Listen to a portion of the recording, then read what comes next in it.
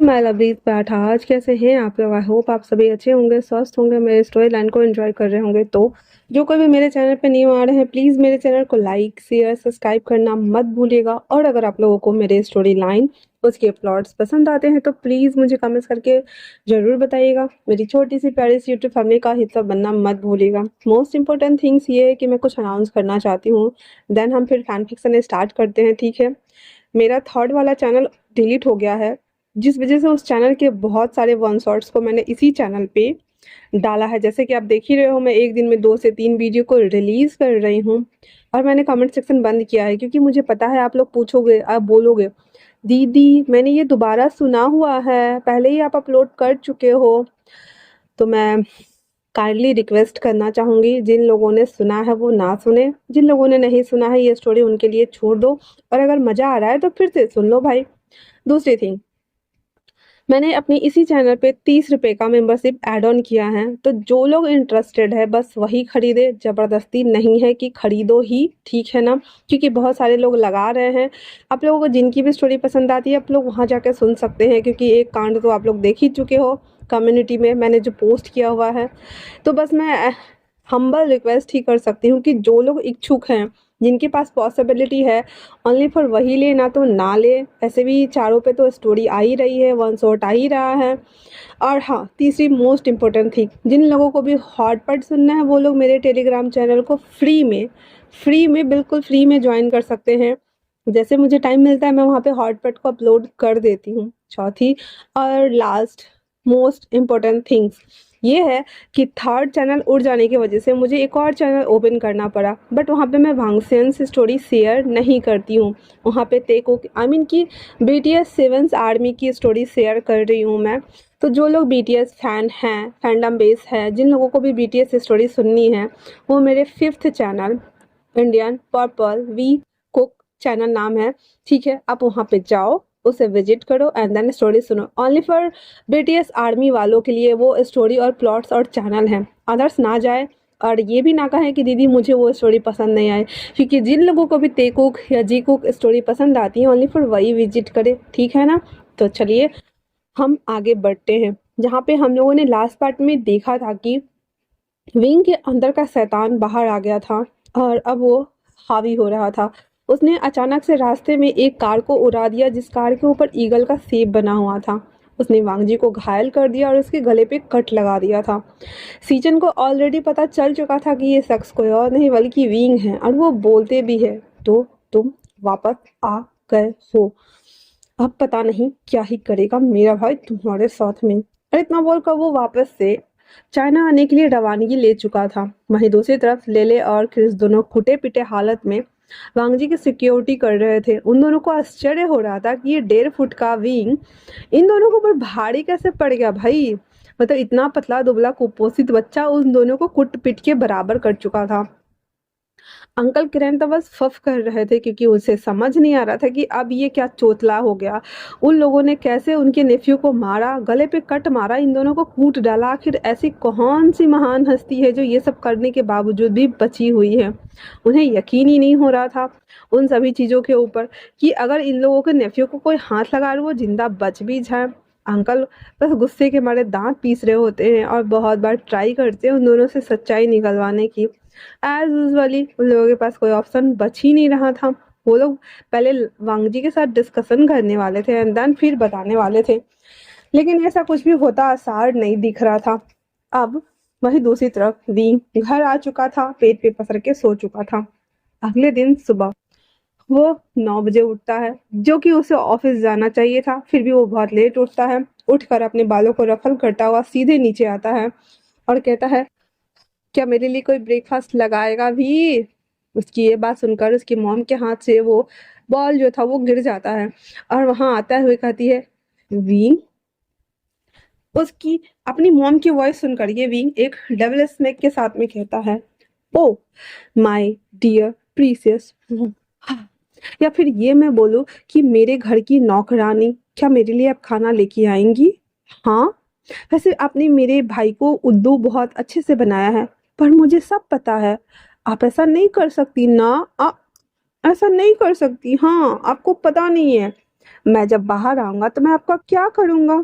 फिर वो जो बॉल नीचे गिरा था ना, उसी बॉल से एक टुकड़ा लेता है और उसके गर्दन पे रखते हुए कहता है, मुझे बताएँगे आपने ऐसा क्यों किया? पीछे से जियांग चेंग आते हुए कहता है, गगा, गगा आप इतनी लेट उठे?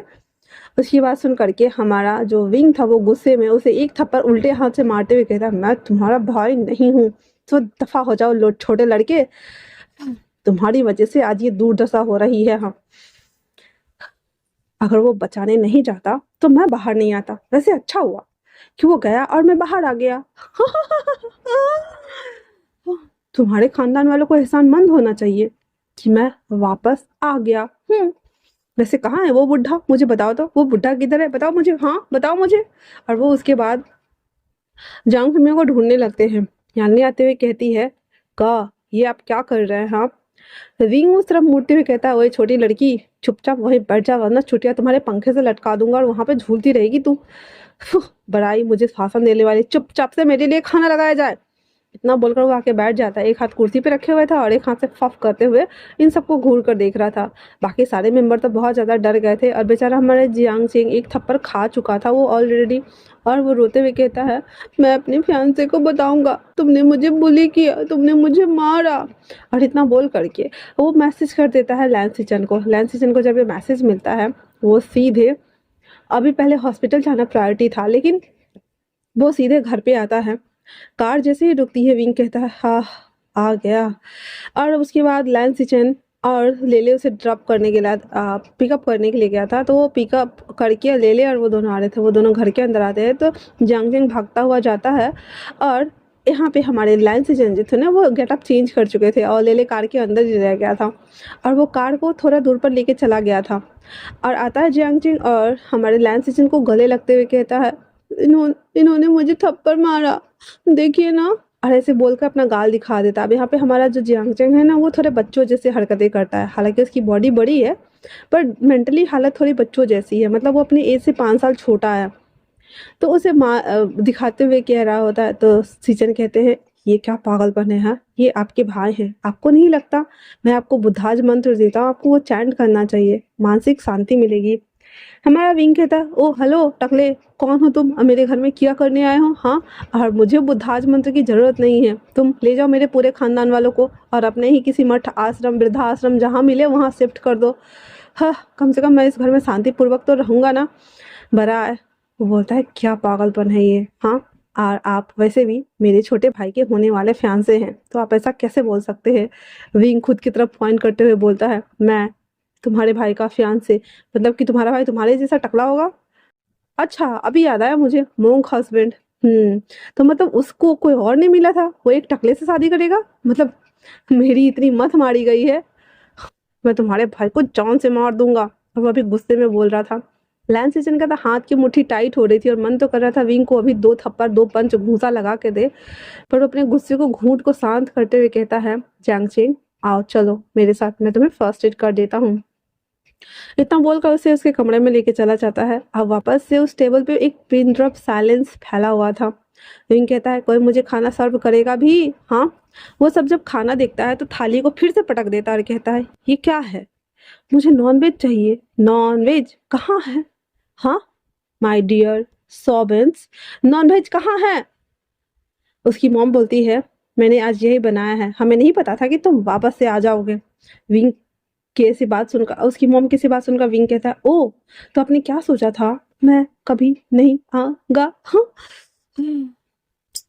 वैसे उसे इतना स्ट्रेस लेना नहीं चाहिए, किस बात का स्ट्रेस ले रहा था? वैसे मुझे ऑफिस भी जाना है, आपको पता है ना? हाँ, पता है ना, तो जल्दी से बनाइए मुझे।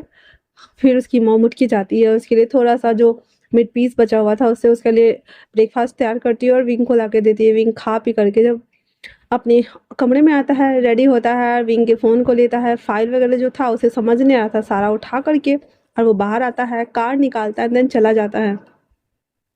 जांग चंग बस उसके जाने का वेट कर रहा था। जांग चेंग कहता है, इसे घेरो रास्ते में, मैं अभी इसे बताता हूँ। उतना बोलकर जांग चेंग वापस से लैंसिचन को और उसकी मॉम को और यानी को सबको ग्रीट करता वहां से निकल जाता है। और उसने मैसेज टाइप करके बोला था लेले को। लेले ने सारा इंतज़ाम कर दिया हुआ था। अब इनकी कार पीछे थी और हमारे लैंस टीचर ने गेटअप्स को चेंज कर लिया हुआ था एंड देन उस कार के पीछे चल रही थी। अचानक से जब विंग देखता कि उसके कार के सामने में 2 कारें खड़ी है, वो भी रास्ता ब्लॉक करके, विंग कहता ओह! अब आएगा मज़ा। वो अपनी कार को फुल स्पीड पे करता है एंड देन उड़ा करके सीधे इस पार चला जाता है। लैंस टीचर कहता है इसका दिमाग बहुत चलता है, पकड़ो उसे। फिर सारी कारें उसको फॉलो कर रही होती है और वहाँ पे ना कैट फाइट चल रहा था, मतलब रैट और कैट का फाइट चल रहा था। कार भाग रही थी और ये तीनों कार उसके पीछे जा रही थी। फ्लाईओवर पे तीनों तीन तरफ से बट गई थी और वो पीछा कर रही थी। एक पॉइंट पे आते हुए वापस में वो घिर गए थे, विंग का कार घिर गया था। लैंस टीचर सबसे पहले तो बाहर आता है, उसके हाथ में कटाना था और उसने अपना गेटअप एक जीन्स एक गंजी और चेहरे पे ना मास्क लगाया हुआ था ताकि उसको पहचान ना सके। आता है, उस गेट को खोलता है और विंग को एक पंच झड़के देता है। विंग तो पहले हक्का बक्का रह गया था, फिर बाहर आता है, अपने कंधों को उचकाते हुए कहता है ओह फिर से सो टाइम, बिल्कुल नहीं यार फिर वो अपने थाइस के ऊपर 3-4 बार स्लैप करते हुए कहता है यही यही चीज उससे मुझे नफरत होती है, लोग पीठ पीछे बार क्यों करते हैं, आ जाओ ओए। और इतना बोलकर वो सबको इशारा कर रहा था। उसके बाद जियांग चेंग लैंस जन विंग के बीच में फाइट होता है। उसके बाद जो वहाँ पे 5-6 हंटी बाउंसर्स आए थे, उन सभी के साथ भी विंग का फाइट हो रहा था। जियांग लैंस चैन को आश्चर्य हो रहा था कि ये सच में इतना फुर्तीला हो करके कैसे एक्ट कर रहा है, मतलब वो सबको उछल उछल के मार रहा होता है और उन सभी बॉडीगार्ड को ढेर कर दिया हुआ था। अब सिर्फ सिचैन और विंग बचा हुआ था और कहता है क्यों तुम्हें नहीं आना मेरे पास, हाँ आ जाओ आ जाओ, मैं एक ही बार में निपटा देता हूँ, मुझे ऑफिस भी जाना है। लैंस सीजन आते हैं और विंग को एक पंच देते हैं। उसके मुंह से ब्लड आने लगा था क्योंकि यार मैं जियांग चेंग क्यों बोल रही हूँ बार बार। लैंस सीजन के हाथ पे कटाना था जिस वजह से उसको कट लग गया था। फिर हमारा विंग फॉर्म में आते हुए अब उसके हाथों को पकड़ता है एंड देन उसको रोके हुए था क्योंकि जो लैंस सीजन थे वो दोबारा उस पर वॉक करने वाले थे। उन दोनों के बीच में वापस से फाइट हो रहा था और विंग हर फाइट में उसे उसके सामने ढाल बन के खड़ा था। वो अपने आप को बचा रहा था एंड देन खुद को प्रोटेस्ट भी कर रहा था। देखते देखते वो कब फाइट एकदम इंटेंस फाइट में बदल गया और दोनों फिर से बुरी तरह जख्मी हो गए। विंग कहता है कल रात को एक से निपटा था और आज फिर दूसरा, इसे तो मैं जान से मार दूंगा। फिर वो अपनी कार की डिक्की खोलता है और उसमें से जो होते हैं ना टायर बदलने के लिए बड़ा सा एक रॉड टाइप का वो निकालता है एंड देन टर्न टर्न करते हुए जियांगचेंग की तरफ जा रहा लैंस चेन की तरफ जा रहा था। लैंस सीजन जब ये देखते हैं तो कहते हैं ये फिर से रात वाले फॉर्म में आ गया, इसे रोकना होगा। जैसे ही हमारा विंग लैंस सीजन के ऊपर वार करने वाला था, हमारा लैंस सीजन सीधे नीचे झुककर उसको पेट को पकड़ता है और उसी कार पे ले जाकर फेंक देता है। वो कार का तो अस्थि पंजर ढीला हुआ ही हुआ था, विंग का भी ढीला हो गया था और उसके सर में चोट लग गई थी। जैसे ही चोट लगता है विंग ब्लड निकलना शुरू हो गया था और विंग ऑन द स्पॉट बेहोश हो गया था। ले आते हुए कहता सर ये बेहोश हो गया, अब हम इसका क्या करें। कहता इसे हॉस्पिटल लेके चलो, उसके बाद पता चलेगा। फिर हमारा लैंस चैन उसे लेता है, अपनी कार में डालता है, देन हॉस्पिटल आता है। डॉक्टर उसे ले गए थे उसका ट्रीटमेंट करने के लिए। वहीं दूसरी तरफ वो वांगजी के पास आता है। वांगजी अभी पहले से बेटर था, उसके गले में पाइप लगी हुई थी और वो बातें कर रहा था। लैंस चैन सारी बात बता देता है कि क्या क्या हुआ है सुबह में और अभी वो लोग क्या कांड करके आ रहे हैं। वांगजी को तो बहुत तेज गुस्सा आ रहा था। कहता तो कहता व्हाट, उसे पकड़ना बहुत ज़रूरी था, आखिर उसने तुम पर हमला क्यों किया है। तो वांगजी कहता है वो वो आपको पता है ना वो। तो हमारा लैंस सीजन कहता है बस करो, उसका साथ देना बंद करो। उसके बाद वो लोग थोड़ी देर और बातें करते हैं और हमारा वांगजी बहुत कम बोल रहा था क्योंकि उसकी गली की नब्ज फट मतलब काट दी गई थी। उसके बाद अब 6-7 घंटे बाद विंग को होश आता है, वहां से निकालकर उसे नॉर्मल वार्ड में शिफ्ट कर दिया गया था। हमारा लैंस सीजन और लेले सब मॉन्क वाले अवतार में थे क्योंकि लेले भी टकला बन चुका था और हमारे लैंस सीजन भी टकला बन के उनके सामने खड़े थे। अब वो दोनों जब विंग को देखते हैं तो विंग ना पहले होश में आता है, फिर वो उस हॉस्पिटल को देखता है, घड़ी की टिक टिक सुनता है और वो डर जाता है और रोते हुए कहता है मैं कहाँ हूँ, मैं यहाँ क्या कर रहा हूँ, मेरी बॉडी मेरी बॉडी दर्द हो रही है ऐसे वो कर रहा होता है। तो लैंस सीजन कहता है विंग क्या तुम ठीक हो, हाँ। कहता हाँ हाँ हाँ मैं ठीक हूँ सर, बट आई मीन कि मैं ठीक हूँ, आप यहाँ क्या कर रहे हैं। लैंस सीजन कहता है अभी तुम्हें थोड़ी देर पहले जो कुछ भी हुआ क्या याद है। विंग कहता है मुझे कुछ भी याद नहीं है, मैं तो घर आ गया था ना। और उसके बाद मैं सोने गया था, फिर मेरे बॉडी हाथ में दर्द हो रहा था सर, जैसे अभी हो रहा है। ऐसा लग रहा है जैसे कुछ फट के बाहर आने वाली है, पर क्या मुझे समझ नहीं आ रहा है, पर मुझे बहुत दर्द हो रहा है सर। ऐसे कर रहा होता है तो लैंस सिचन कहते हैं, क्या तुम अपने हस्बैंड को देखना चाहोगे? वो बीमार है और इसी हॉस्पिटल में है। विंग कहता है, क्या क्या मतलब? तो कहता है, मैं अरेंज करता हूँ, तुम यहाँ आराम करो, ठीक है? विंग हाँ में सर हिला देता है। उसके बाद वो वांग जी को आगे बताता है कि विंग तुम्हें देखना चाहता है, क्या तुम तैयार हो? बेचारे हमारे वांग जी को अलग मुसीबत हो रखा था, इन लोगों ने वांग जी को वापस से टकला बना दिया। फिर वो मॉन्क वाले धोती पजामे में था, मतलब लुंगी में था, और उसके ऊपर कुछ भी नहीं था, बॉडी उसका खाली था, ऊपर का पूरा बॉडी खाली था, और ऊपर से इन लोगों ने हाथों में ना पट्टी भी बांध दिया हुआ था। ले भाई तुम्हारा हाथ भी टूट गया। वांग जी धीरे से मतलब इशारों में कहना चाह रहा, मेरा हाथ कब टूटा, मैं तो ठीक हूँ। पर फ्रांसिसन कहते हैं, रहने दो, देखना है हम लोगों को, ठीक है ना? उसके बाद फिर वो लोग जाते हैं, विंग को व्हील चेयर पर डाल के और वांग जी के कमरे में लाया जाता है। विंग जब देखता है ना, उसे तो कहता है, वांग जी ये किसने किया? हाँ, और कब हुआ, मुझे पता कैसे नहीं चला? मैं देखने आता ना। और इतना बोलकर उस चेयर पर से उठ के आराम से बेड पे बैठ जाता है। ये उसका एक ही हाथ खाली था, उसके हाथों को अपने हाथ में ले लेता और कहता है, मुझे बताओ ना ये किसने किया? वांग जी और सीचन और ले और यहाँ तक कि क्रिस, सब शौक और सब टकले बने हुए थे। मतलब बोलना चाह रहे हो मन में, भाई हमें कूट पीट लेने के बाद कह रहे हो किसने किया?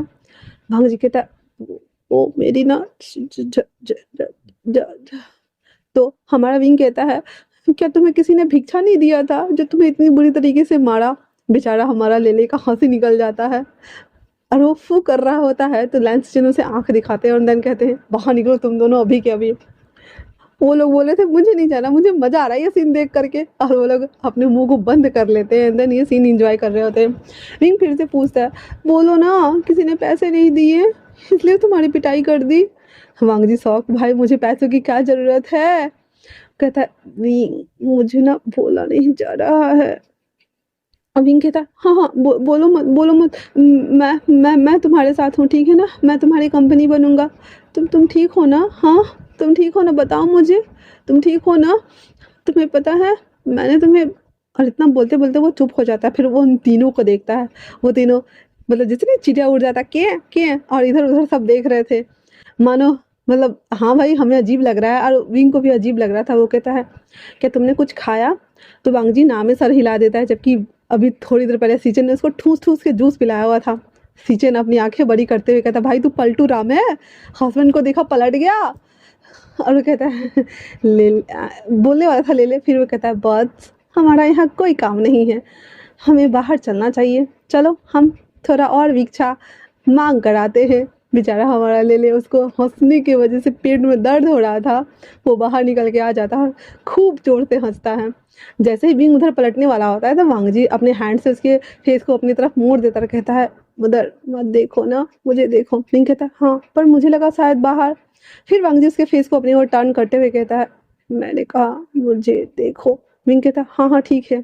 उसके बाद क्रिस और ले इतना हंस रहे थे, इतना हंस रहे थे, लैंस किचन बस आंख दिखा रहे थे, कह रहे थे, हाँ चलो भिक्षा लेकर आते हैं, चलो चलो। और इतना बोलकर वो लोग वहां से निकल जाते हैं। अब दूसरी तरफ हमारा वांग जी कहता है, विंग मुझे भूख लगी है। तो कहता, ठीक है। फिर उसके अभी गले की ये कट लगी थी, इसलिए बांग जी को कुछ खा नहीं सकता था। तो हमारा विंग ना उस पाइप में ना जूस फ्रूट वाला जो आता है ना, उस पाइप को ऐसे कनेक्ट कर देता है और स्पीड को बहुत कम कर देता है, और वो धीरे धीरे ना विंग के ऐसा करने की वजह से वांग जी के पेट में वो सारा जूस जा रहा होता है। उसके बाद वो बैठा हुआ था, उसके हाथों को सहला रहा था। उसके जिस हाथ में वो जो पट्टी बंधा हुआ था ना, उस हाथ को देखते हुए कहता है, क्या मैं यहाँ पे नाम लिख दूँ? कहते हैं ऐसा सिजिल करने से ना, ड्रॉ करने से जल्दी हाथ के दर्द ठीक हो जाते हैं। वांग जी कहता है, हाँ ठीक है। फिर वो एक मार्कर लेता है एंड देन उस पर अपना और वांग जी दोनों का नाम लिखकर स्माइलीज बना देता है और हंस रहा होता है। वांग जी को ये देख करके भाई साहब उसका हार्ट बीट फ्लटर हो रहा था। फिर लेकिन जैसे ही उसे कल रात वाला याद आता है, और वो कहता है, हाँ सबसे पहले तो मैं इसको ख़त्म करना होगा, फिर मुझे इसे बचाना होगा। उसके बाद वो कहता है धीरे से, इशारा करते हुए, उसे बंद करो। तो हमारा विंग उसे बंद कर देता है और उसके मुंह से पाइप थोड़ा सा ऐसे ना, ये मीठा वाला था ना एक पाइप, तो उसको हटा देता है। उसके बाद वांग जी कहता है, विंग। विंग कहता है, हाँ। कहता है, क्या क्या तुम मुझसे शादी करोगे? विंग कुछ भी नहीं बोल रहा था और कहता है, लेकिन तुम्हें मुझसे शादी क्यों करनी है? हाँ। वांग जी सीधे सीधे पूछता है कि क्या तुम किसी और को पसंद करते हो? इशारे में भी पूछ रहा था और थोड़ा थोड़ा वो बोल भी रहा था। अब विंग के पास कोई जवाब नहीं था और वो क्या बोले कि वो स्ट्रेंजर पर्सन जो कि उसे कार पार्किंग में मिला था, एक स्ट्रेंजर पर्सन जो हैंगिंग गार्डन पे मिला था और एक स्ट्रेंजर पर्सन जो ऑफिस से उठा के उसे लाया था और इसके पीछे वेंचाओ भी पड़ा हुआ है। वो चुप था तो वांग जी चुटकी बजाते हुए कहता है, क्या तुम मुझसे शादी नहीं करना चाहते विंग? विंग कहता है, हाँ। वांग जी अपना सर नीचे कर लेता है तो विंग कहता है, अरे ऐसी बात नहीं है, ठीक है ना? अगर हमारी डेस्टिनी में हमारी शादी लिखी हुई है तो हम जरूर करेंगे। वांग जी उसे देखता है एकदम शॉकिंगली और कहता है, और अगर नहीं लिखी हो तो विंग कहता है, फिर नहीं होगी, और अगर होगी भी तो नहीं चलेगी, इसमें क्या ही कर सकते हैं। वैसे मुझे थोड़ा सा और टाइम दोगे? हाँ, क्योंकि मैं इमेजिन भी नहीं कर सकता कि शादी के बाद मैं तुम्हारे साथ उस टेम्पल में कैसे रहूंगा। मतलब मैं, तुम समझ रहे हो मैं क्या कहना चाह रहा हूँ? वांग जी कहता है, मैं समझ रहा हूँ, कोई बात नहीं विंग। और इतना बोलकर वो अपने फेस को दूसरी तरफ टर्न कर लेता है। विंग को अच्छा नहीं लग रहा था, इसलिए वो उसके पास जाता है, उसके फेस को अपनी तरफ करते हुए कहता है, हे मेरी तरफ देखो प्लीज, देखो, आह, मुझे बिल्कुल भी अच्छा नहीं लग रहा। तो मेरे साथ ऐसे कोल्ड ट्रीटमेंट मुझे नहीं दे सकते हो, क्योंकि क्योंकि वांग जी कहता है, क्या? हाँ, क्या विंग? विंग कुछ भी नहीं बोलता और कहता है, आई थिंक से मुझे अपने वार्ड में जाना चाहिए। और इतना बोलकर जाने को होता है तो वांग जी उसके हाथ को टाइटली पकड़े हुए था और विंग को घूर कर देख रहा था। तो आज के लिए इतना ही। कैसा लगा आप लोगों को ये पार्ट मुझे कमेंट्स करके जरूर बताना। तब तक के लिए थैंक्स फॉर वॉचिंग।